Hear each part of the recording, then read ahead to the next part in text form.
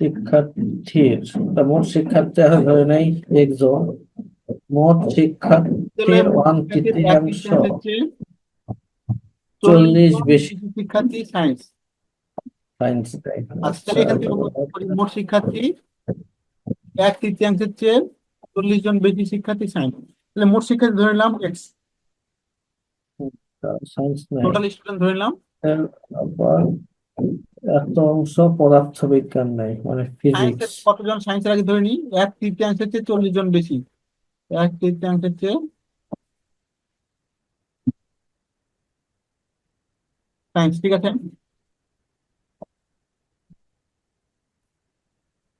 তারপর দেখো যারা সায়েন্স নেয় মানে এরা সায়েন্সের, তাদের 1/4 অংশ পদার্থবিজ্ঞান। তাহলে ফিজিক্স কয়জন নিচে, 1/4 3/3 প্লাস 40, এটুকু নিতে হলে বলো।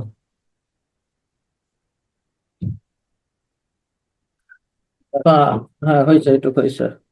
যদি বিদ্যালয়ের মোট শিক্ষার্থী 1/8 অংশ ফিজিক্স, তাহলে আমি বলতে পারি না এই ফিজিক্সের সংখ্যাটা হচ্ছে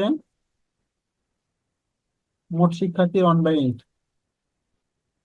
এটা ইজিক্যাল টু এটা 240 জন অ্যান্সার না?